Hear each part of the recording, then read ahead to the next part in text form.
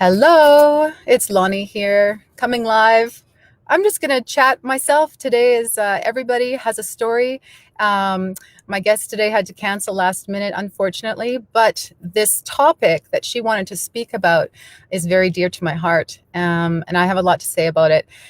So if anybody asked me what I could talk about for 30 minutes, this would be one of those things. So I thought, why not? I'll just get on and hop on my own here. So here I am. And if you ever want to be a guest in the future, please reach out to me. Everybody has a story. The topic and the floor is all yours. You can talk about whatever you are passionate about.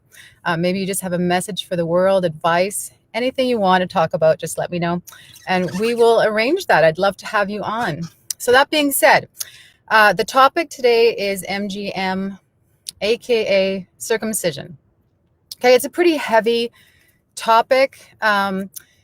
Those of us who have been fighting against this brutal practice in our society for years and years are referred to as intactivists, okay? Because the opposite of being circumcised is being intact.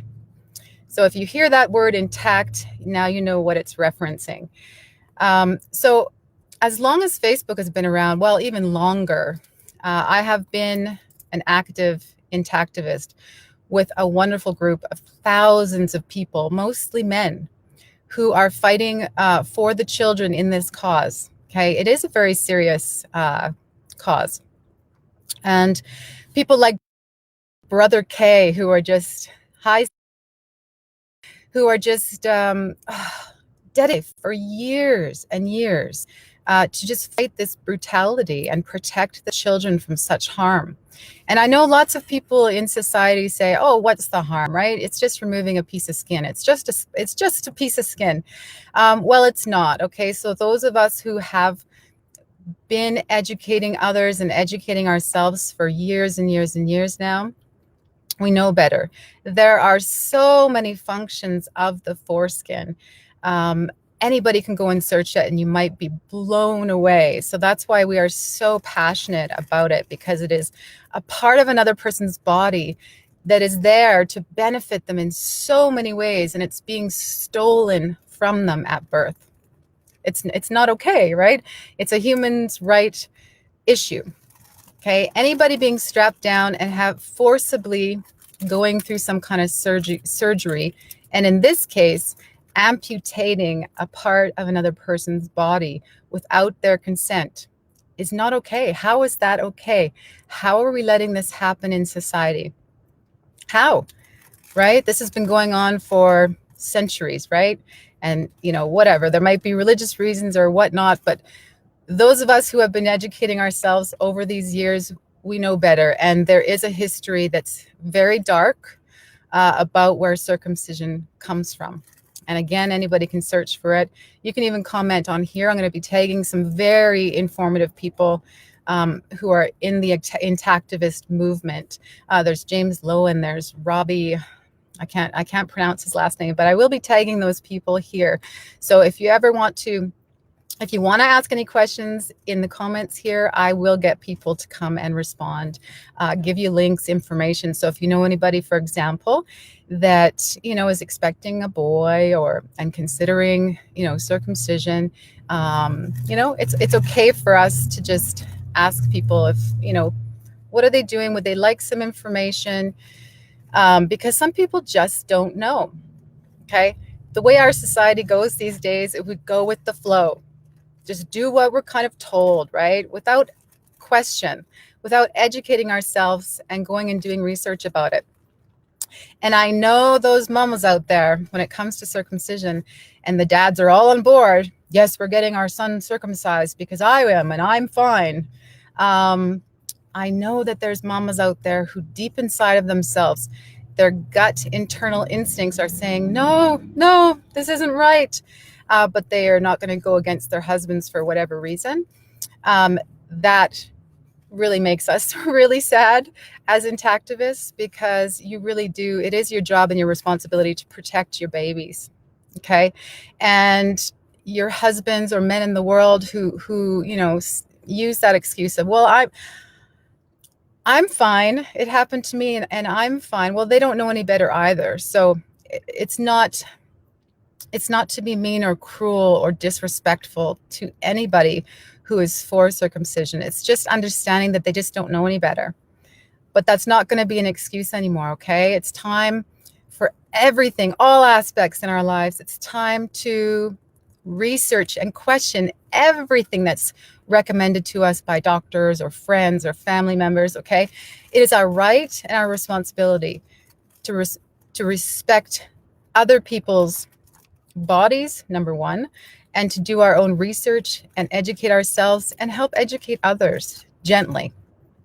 Okay, because I know there's a lot of us who are very passionate about being intactivists and can come across on parents who are choosing to decide to, circumcise their children, and we can come across as very aggressive. And I'm not sure that's the right approach. Maybe there are people who will respond positively to that, but I think for the most part, we need to be respectful when we're commenting or offering people advice or education around this, so that they'll be more inclined to want to listen, right? Because how would we feel if someone's just attacking us and going, you can't do that, blah, blah, blah, blah, blah.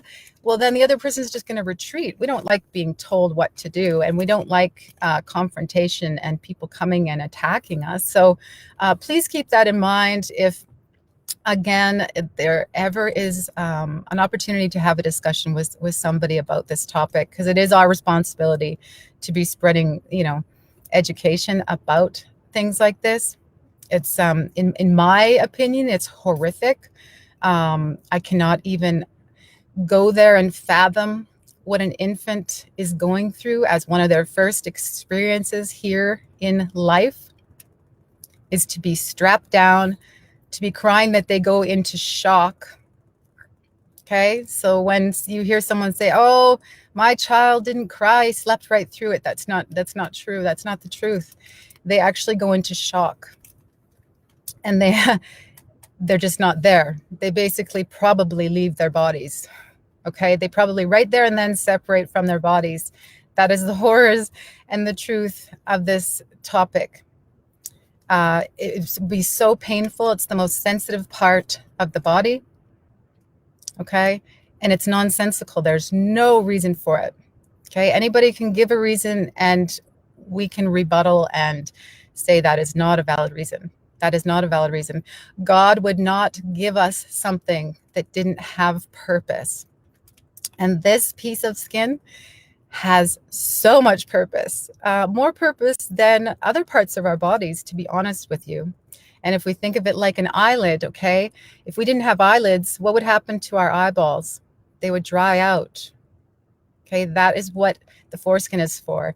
There's you can go and search it. I'm not here to go through it because I'm not going to be here long, but yes, Sandy and Susan, thank you for being here. I'll go back. Thank you. Yes, Sandy just posted a link in the comments here on Facebook. So if anybody wants to go there and just read it, but also you can go functions of the prepuce, functions of the foreskin. Okay, anybody can research that, and up comes like the many purposes. And like I said, it's fun to be educated. You feel more empowered the more knowledge we have. So go and empower yourself, right? Even if it's not relatable to you right now in your world, but you might have grandchildren one day.